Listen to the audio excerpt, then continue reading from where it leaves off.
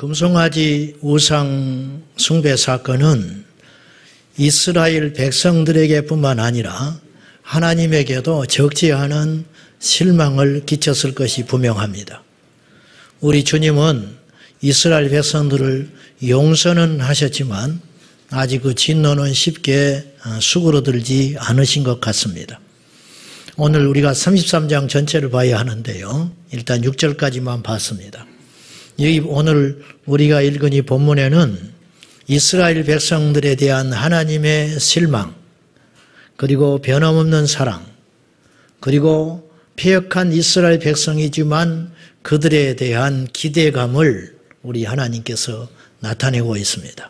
먼저 이스라엘 백성들에 대한 하나님의 그 큰 실망이 얼마나 컸던지 오늘 3절에 이렇게 묘사하고 있습니다. 한번 보시죠. 3절 다시 봅니다.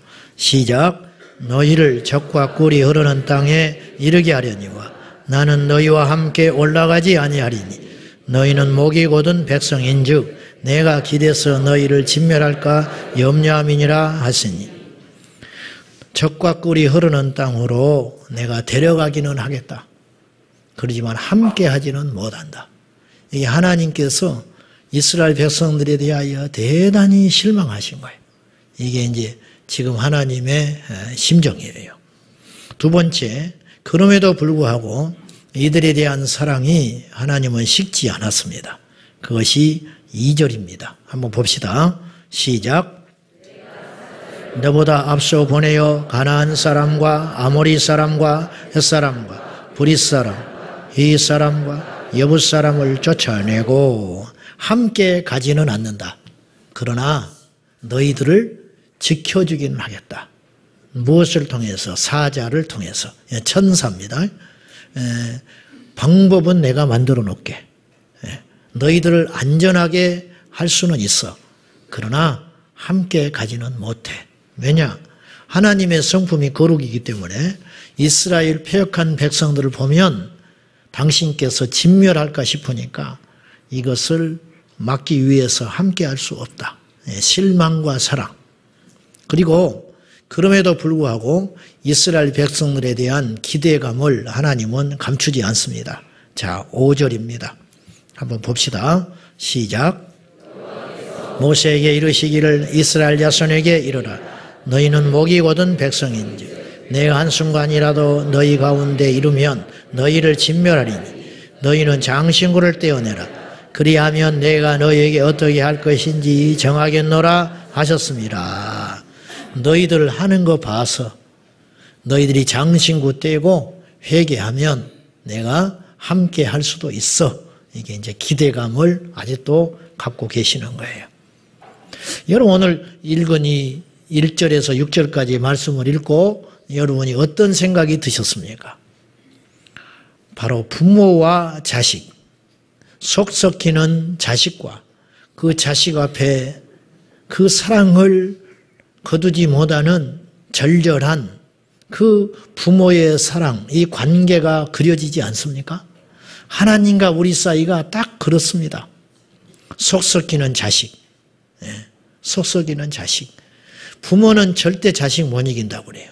그 이유가 뭔가? 힘이 없어서 자식이 똑똑하기 때문에, 강하기 때문에 천만에 부모의 사랑이 자식이 부모를 향한 사랑보다 월등히 크기 때문에 항상 부모는 져 주시는 거예요. 우리 하나님은 항상 이런 식이세요. 우리를 대할 때, 이스라엘 백성들을 대할 때 항상 이런 식이셨어요. 아담과 하와가 하지 말라는 짓만 해. 어쩜 우리하고 똑같은지 몰라. 우리 자식들하고 똑같아. 하지 말라는 것만 하고 하라는 건 안 해. 공부는 절대 안 해. 공부는 안 하고 어른 보면 인사 잘해. 인사 절대 안 합니다. 좋은 친구 사귀라. 못된 것만 사귀고 돌아다녀. 집에 일찍 와라. 늦게 와요. 아주 그냥 우리 새끼 말고 남의 새끼. 아담과 하와가 큰 대형 사고를 쳤어요. 선악과 먹지도 말아라. 만지지도 말아라. 쳐다보지도 말아라. 뭐하러 거기 가서 기웃거리다가 훌딱 넘어가가지고 선악과를 따먹고 쓸데없이 눈이 밝아져가지고 이런 보세요. 죄가 들어오니까 자기 안에 죄가 들어오니까 어둠이 들어오니까 부끄러운 것을 알게 된 거예요. 언제는 안 벗고 다녔어? 갑자기 부끄러움을 알고는 무화과 나무 잎으로 치마를 만들어가지고 나무 뒤에가 숨어 있는 거예요. 이게 얼마나 비참한 거예요. 그것이 얼마나 가겠어요? 한나절이나 가겠어요? 어설프게 만들어가지고 언제 일을 해봤어야지. 아담과 하와 언제 일을 해봤어? 에덴 동산에서 풍요롭게 먹고 마시고 잔뜩 놀다가 벗은 줄 알고 죄가 들어오니까 무화과 나무 잎으로 어설프게 만들어가지고 그 나무 뒤에 숨어있는 이 비참한 꼴을 보시라고. 인간이 가장 비참할 때가 언제인지 아세요? 죄를 지었는데 용서받지 못할 때. 사고는 쳤는데 답이 없는 거예요. 죄를 지었는데 이 죄를 용서받을 길이 없을 때 인생은 가장 비참해지는 거예요. 용서받은 자의 축복을 아십니까? 십자가는 하나님의 용서거든요. 예수 그리스도를 보내사 우리를 이처럼 사랑해 주셨는데 그분이 용서하지 못할 죄가 어디가 있냐고요. 사고는 아담과 하와가 쳤어. 그래 무화과 나무 잎으로 엮여가지고 숨어 있는데 하나님께서 가죽옷을 친히 만드셔가지고 입히시는 하나님의 사랑. 이게 딱 사고 친 자식에 대한 아버지, 부모의 사랑 아닙니까? 이것이잖아요. 하나님은 항상 이런 식이세요. 니느웨로 가거라. 적성국가. 우리 지금 상황으로 비교를 해보면 8.15 해방됐는데 일본에 가서 선교하라는 거예요. 내 형제 죽이고 우리 누이 정신대로 끌고 가서 청춘을 망가뜨려버린 그 나라에 가서 복음을 전해라. 못 갑니다. 못 가지요. 요나가 도망간 것도 어찌 보면 당연한 이치에 하나님께서 요나를 붙들고 사정합니다. 가다오. 가다오. 나도 그들의 지혜를 알지만 살려야 될 거 아니냐. 하나님이 무엇 때문에 요나를 데리고 사정합니까? 무엇 때문에 요나가 큰 소리를 치고 있습니까? 우리 하나님은 항상 이런 식이에요. 베드로 예수님 모른다고 3번 부인하고 고기 잡고 있는데 우리 주님 먼저 찾아가십니다. 갈릴리 바닷가에 불을 피우시고 그 귀하신 분이 떡을 구우시고 고기를 얹어서 구우신 다음에 제자들을 기다리고 계셨다가 제자들이 오니까 할 말이 없는 거예요. 전부 도망갔거든요. 십자가 앞에서. 그 어색한 시간을 먼저 깬 분이 예수님. 요한의 아들 시몬아, 너 나 사랑하냐? 나는 너 사랑하고 있는데 나는 한 번도 너를 버린 적이 없는데 너만 나 사랑한다면 우리는 회복될 수 있어. 3번을 물으시고 그 역겨운 인생 베드로를 여러분 모르는 사람은 품을 수 있어요.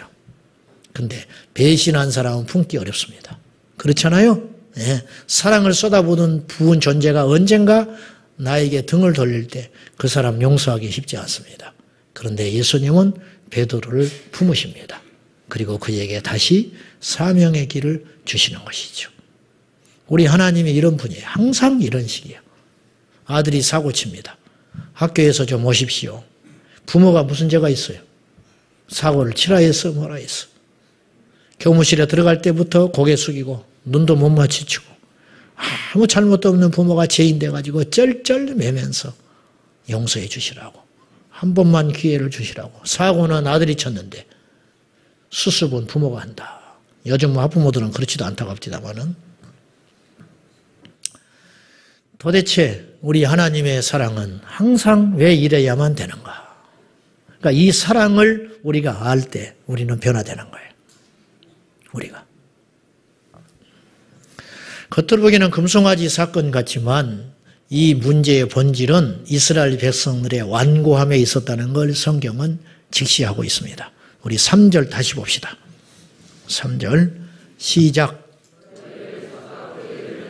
이르게 하려니와 나는 너희와 함께 올라가지 아니하리니 너희는 목이 곧은 백성인즉 내가 길에서 너희를 진멸할까 염려함이니라 하시니 내가 너희와 함께 하지 않는 이유는 금송아지를 섬겼기 때문에 안 간다. 그렇게 말하셔야 원칙인데 그렇게 말하시지 않고 목이 곧은 백성이기 때문에 금송아지 우상숭배 사건은 그냥 하나의 겉으로 드러난 사건에 불과한 거예요.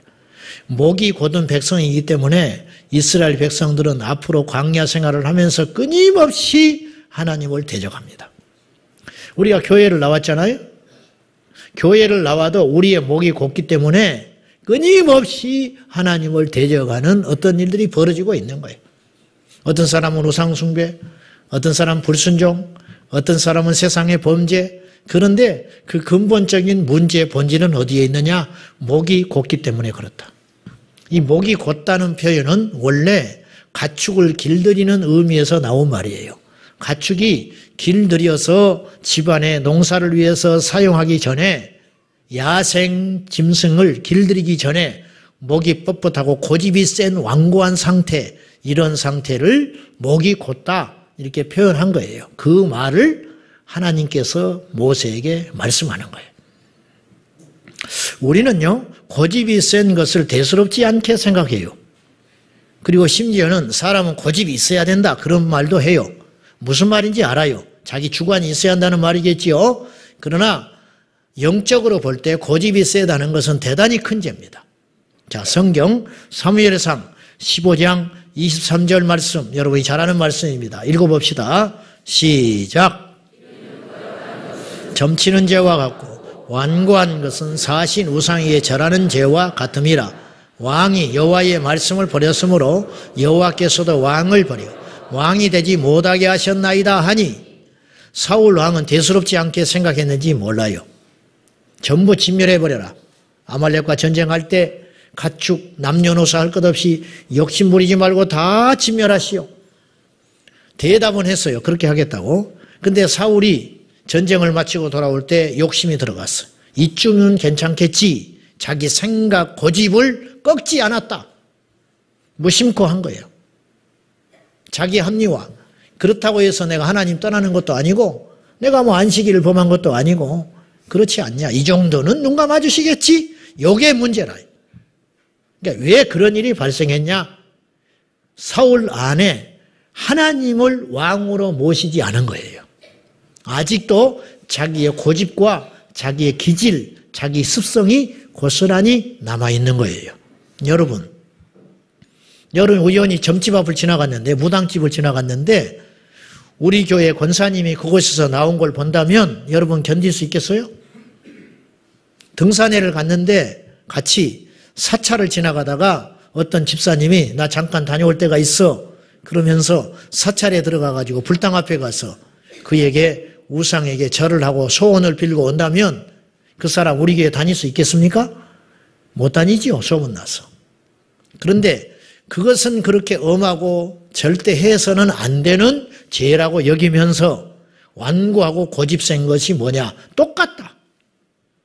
결국 영적으로 해를 끼치는 것은 우상에게 절하는 죄와 만큼 완고하고 고집이 세는 것은 하나님께 불의한 건 똑같은 것이다. 오늘 사무엘이 그 이야기를 하려고 하는 거예요.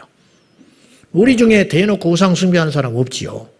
우리 중에 대놓고 점집에 가는 사람 없다니까요. 근데 고집 세고 완고한 자기의 색깔을 버리지 않은 채 하나님께 완전히 굴복하지 않는 그리스도인들은 아주 많습니다. 똑같다. 결과가 똑같아 어차피. 그 말이에요. 세상에서도 고집이 세면요 인생이 형통하지 못합니다. 세상에서 고집 부리면 인생이 형통치 못하고 고생스러워요. 저에게 배다른 이모가 있었어요. 제 어릴 적에 돌아가셨는데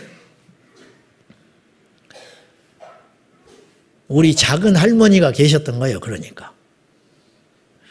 근데 그 작은 할머니가 일찍 둘을 놓고 돌아가시니까 우리 친할머니가 걷어서 키워줬어요. 근데 이 이모가 그렇게 고집이 셌대요. 어릴 적에.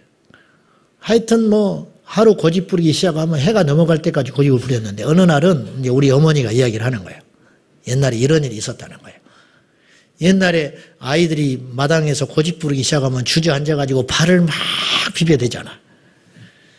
그렇게 해서 하루 종일 고집을 피우는데 뜨거운 여름날에 해가 중천에 떠가지고 넘어가는데도 울고 밥을 먹으라 해도 먹지도 않고 들어오라 해도 들어오지도 않고 그렇게 울면서 고집을 피우고 있더랍니다. 그런데 이제 소나기가 쏟아지기 시작한 거예요. 소나기.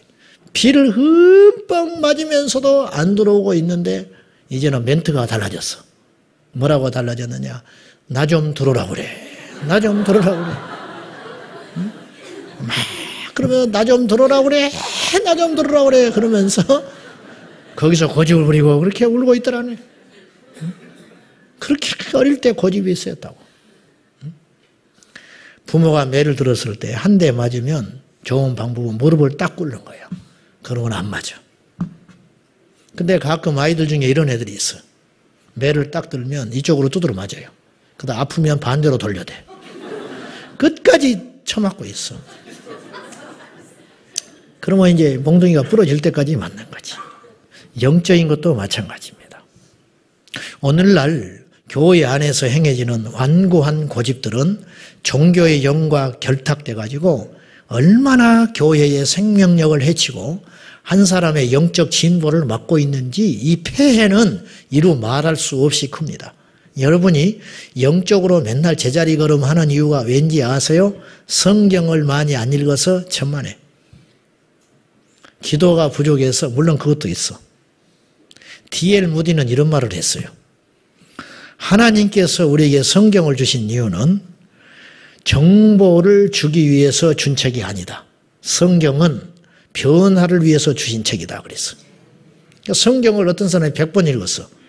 근데 고집이 꺾이지 않아가지고 자기 방식대로 하나님을 믿어요. 자기 인생을 살아가. 이 사람은 성경은 안 읽은 사람이에요. 똑같아. 안 읽은 거가 똑같아. 어떤 사람은 성경을 한 번도 안 읽었어. 좋은 일은 아니지만 예배당에 와서 설교 듣는 게 다인 사람도 있을 수 있어요. 그렇죠. 바쁘고 또 도무지 뭐 성경만 피면 잠 오는 사람 그럴 수 있죠. 근데 이분은 매주 와서 성경을 말씀을 구절을 딱 붙들고 그렇게 살아. 그럼 이 사람이 성경 읽은 사람이에요. 이해되시면 아멘 하십시오.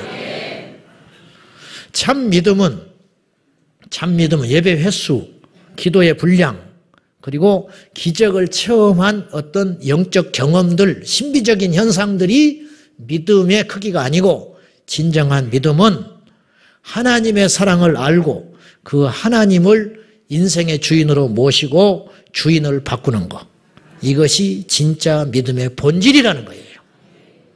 여러분이 영적으로 왜 성장하지 않는가? 완고하다. 내 방식으로 하나님 믿겠다. 내가 지금까지 살아온 방식의 패턴을 버리지 않는다. 그렇기 때문에 영적으로 항상 제자리 걸음하고 있지는 않는가? 우리를 봐야 된다 그 말입니다. 후지 필름 아시죠? 코닥 필름 아시죠? 우리 젊은 친구들은 잘 몰라. 디지털 시대는 잘 몰라. 한때 전 세계 필름 이 시장을 석권했던 사람들이 후지 필름, 코닥 필름이에요. 지금은 없어져 버렸어. 왜 그러냐? 이들이 디지털 시대를 대비를 못한 거예요. 필름 시대가 영원할 줄 알았어요. 그래야 뒤늦게 정신 차려가지고 디지털 카메라에 뛰어들었지만 이제 후발주자로 이미 선점당했기 때문에 못하는 거예요. 이게 고집이에요. 필요 없는 고집. 하나님께 나왔으면 하나님을 믿으라고 말이요. 근데 자기를 믿어. 성경을 봤으면 내 생각과 부딪히는 게 참 많아요. 내 생각하고 다른 게 있다고. 그러면 내 생각을 빨리 버리라니까요. 그런데 그렇게 안 믿어요. 여전히 꼿꼿하게 굳세어라 금수나 내 뜻대로 간다. 그러니까 내 믿음이 하나님을 믿는 게 아니고 내가 만들어 놓은 신을 자꾸만 믿으려는 경향들이 일어나고 있다는 거죠. 우리 하나님은요, 스스로 오늘 본문에서 일구이연하십니다. 우리 하나님은 시건치 않으시죠. 근데 우리를 사랑했기 때문에 스스로 당신의 체면을 내려놓는 장면을 오늘 볼 수 있어요. 무슨 말이냐면 3절에 아까 우리가 읽었듯이 너희와 올라가지 않겠다. 가나안 정복 전쟁에 함께하지 않는다. 그랬는데 이 약속을 하나님이 스스로 번복하십니다. 그 이유가 뭐냐? 우리를 사랑했기 때문에. 17절을 보세요. 33장 17절 시작. 여호와께서 모세에게 이르시되 네가 말하는 이 일도 내가 하리니 너는 내 목전에 은총을 입었고 내가 이름으로도 너를 알미니라. 아까 기억나시죠? 장신구를 떼라. 그러면 내가 너희 하는 걸 보고 내가 함께하지 않겠다고 하는 이 말을 번복할 수 있을지도 모르겠다. 그렇게 틈을 열어놓으셨어요. 모세가 그 하나님을 설득합니다. 사실은요, 모세가 하나님을 설득하는 게 아니에요. 하나님이 설득당해 주신 거예요. 야복강에서 야곱이 하나님과 씨름하여 이겼다. 그래서 그의 이름이 이스라엘로 바뀌잖아. 이스라엘이 하나님과 겨루어 이겼다는 이름이에요. 엄청난 이름이에요. 하나님을 이겼다는 뜻이 이스라엘이라는 이름이에요. 묻겠습니다. 하나님이 질 수 있습니까? 하나님이 져주신 거예요. 모세가 하나님을 설득했다고요? 천만에 하나님이 설득당해 주신 것이다. 누가복음 15장에 탕자가 집으로 돌아옵니다. 그 주제가 돌아온 탕자라고 이야기하는데 그 주제는 바뀌어야 됩니다. 돌아온 탕자 아닙니다. 기다리는 아버지입니다. 돌아오면 뭐예요? 안 받아주는데. 하나님의 사랑은 돌아온, 회개하고 돌아온 아들의 그 돌이킴보다 훨씬 더 큰 것이다 그 말이죠. 착각하지 마세요. 착각하지 마세요. 우리가 의로워서 우리가 기도를 좀 하기 때문에 우리가 헌신을 잘해서 봉사를 많이 해서 우리가 복을 받고 무탈하고 여기까지 왔다 착각하지 마세요. 우리보다 착한 불교 신자가 얼마나 많은지 몰라요. 그죠? 우리보다 양심적인 가톨릭 신자들이 훨씬 많아요. 예전에 이런 기사가 났어요. 수년 전에. 외제차가 지금처럼 많아지지 않을 때 골목에 외제차를 받쳐둔 사람이 있었어요. 근데 폐지 줍는 어려운 할아버지가 리어커를 끌고 폐지를 줍다가 그 외제차를 긁어버렸어요. 그때 이 운전자가 나와가지고 죄송하다 그랬어. 폐지 줍는 할아버지한테 죄송합니다. 제가 이 좁은 골목길에 차를 잘못 댔기 때문에 할아버지가 불편해서 내 차를 긁었다는 거예요. 그리고 정중히 사과하고 떠났어요. 저는 생각해 봤어요. 나는 그럴 수 있을까? 나는 100% 못합니다. 이 할아버지가 변상해 줄 만한 능력이 없음을 알고는 나는 그냥 갈 수는 있어요. 그러나 일단 화낼 것 같아요. 저는. 세상에는 이렇게 도덕적이고 착한 사람이 수두룩해요. 우리보다 착한 사람 얼마든지 있어요. 우리가 이 주변에 주차 때문에 피해를 많이 주잖아요.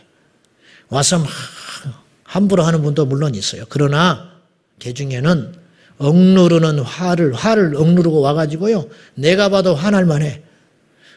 외출을 해야 되는데 차가 딱 막아놨네. 근데 와가지고 그 화를 누르면서 그냥 머리에 열이 받아가지고 라면도 끓여 먹을 만해. 근데 그 화를 누르면서 또박또박 정중하게 이야기를 해요. 다시는 좀 제발 이런 일이 발생하지 않게 해달라고. 우리보다 훨씬 훌륭해. 저는 그렇게 못한다니까요. 이런 사람이 세상에는 얼마든지 있는데 그럼에도 불구하고 그들을 선택하지 아니하시고 우리를 왜 선택해서 이 자리에 오게 하셨는가? 그 이유는 한 가지밖에 없어요. 착각하지 마세요. 우리의 의의가 아니라는 거예요. 우리의 노력이 아니라는 거예요. 한 가지 이유가 있습니다. 오늘 본문의 19절 때문에 그렇습니다. 한번 보십시오. 33장 19절 시작. 여호와께서 이르시되 내가 내 모든 선한 것을 내 앞으로 지나가게 하고 여호와의 이름을 내 앞에 선포하리라. 나는 은혜를 베풀고 긍휼히 여길 자에게 긍휼을 베푸느니라. 하나님께서 우리에게 은혜를 베풀기로 결정하신 거예요. 은혜 받을 만한 자격이 있어서 은혜를 베푸신 게 아니고 우리가 이쁨 받아야 할 일을 해서 이쁨 받은 게 아니고 우리를 주님께서 조건 없이 은혜를 주기로 결정해버린 거다 그 말이에요. 우리를 그냥 아무 조건 없이 불쌍히 여기기로 결정해버린 거예요. 이게 하나님의 사랑이라. 자랑할 것 없다. 자랑할 것 없어. 부자를 자랑하지 마라. 권력을 자랑하지 마라. 지혜를 자랑하지 마라. 믿음도 자랑하지 마라. 왜?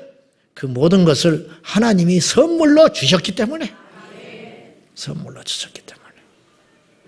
가끔 식당에 가서 제 밥을 먹다 보면 공익 광고가 나와요.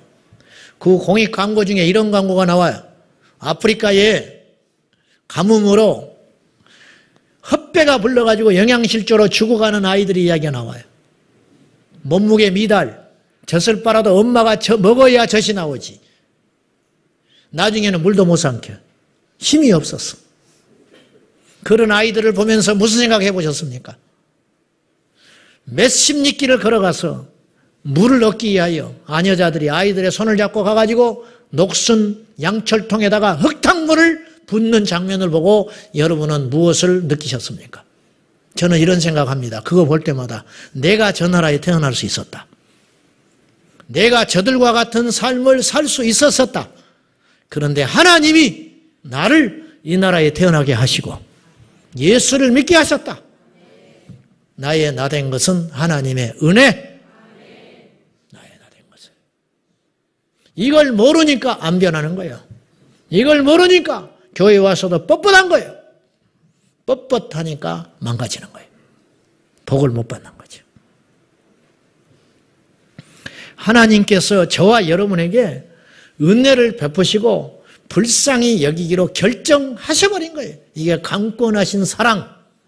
우리는 그 사랑을 얻을 자격도 없었고 그 사랑이 무엇인지도 몰라서 구해 본 적도 없었다니까요. 그냥 하나님이 일방적으로 찾아와 버리신 거예요. 일방적으로. 우리가 구해서 얻었다면 자랑할 게 있죠. 우리가 자격이 있어서 구원을 받았다면 자랑할 수 있죠. 근데 그럴 수 없다. 그럴 수 없다. 하나님의 일방적 사랑이 오늘 우리를 여기까지 끌고 왔다. 그런 말이에요. 하나님께서 스스로 올라가지 않겠다고 너희와 함께 하지 않겠다고 하는 약속을 번복할 만큼 당신의 체면을 내려놓고 사랑해 주신 그 사랑.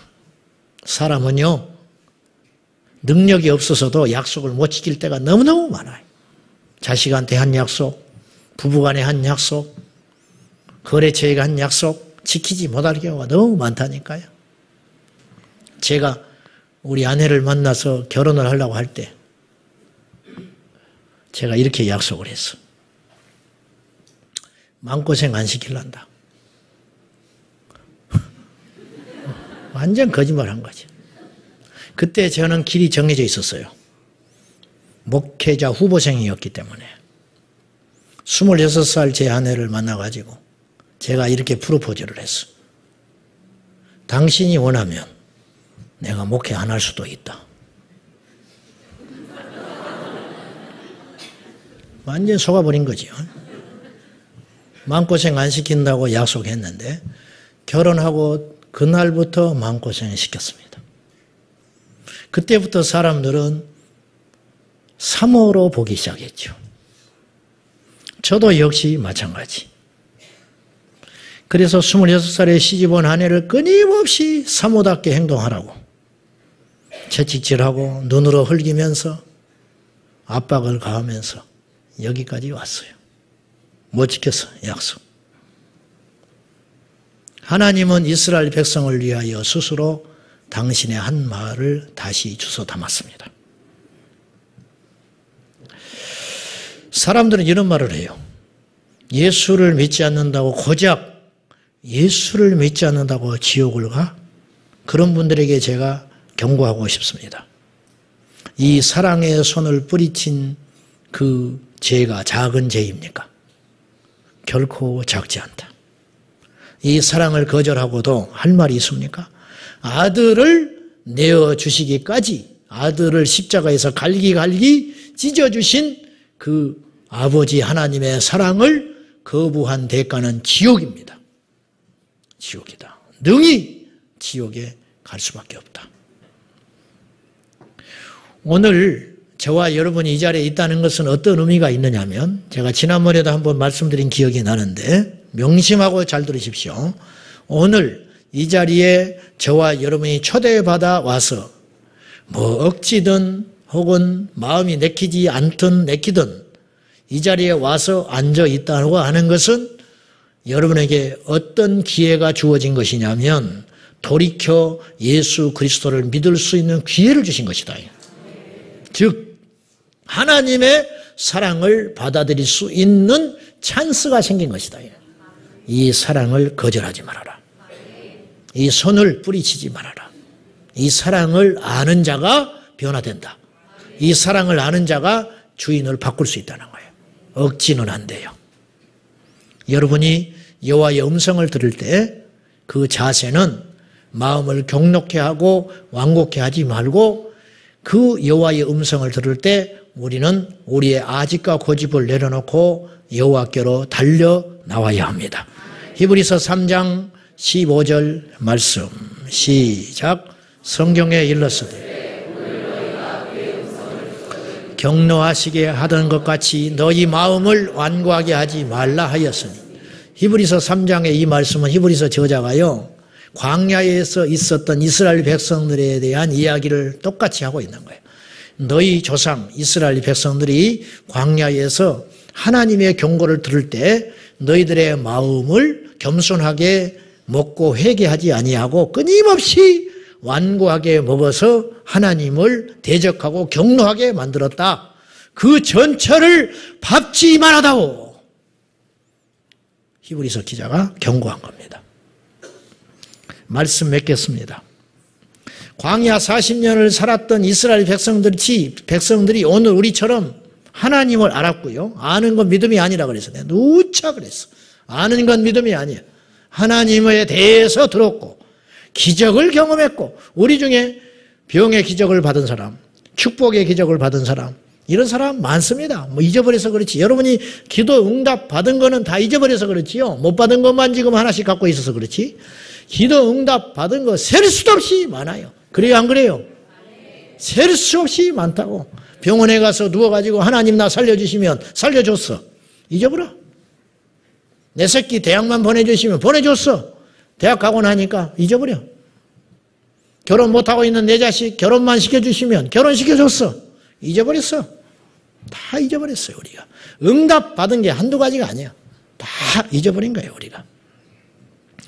이스라엘 백성들처럼 우리도 오늘 기적을 경험하고 있고 응답을 받고 있고 하나님의 살아계심을 수없이 경험하고 살면서도 불구하고 그들이 안식일 지킨 것처럼 우리가 예배를 드리고 그들이 기도하는 것처럼 우리도 역시 기도하고 그러나 한 가지 그들은 변하지 않았어요.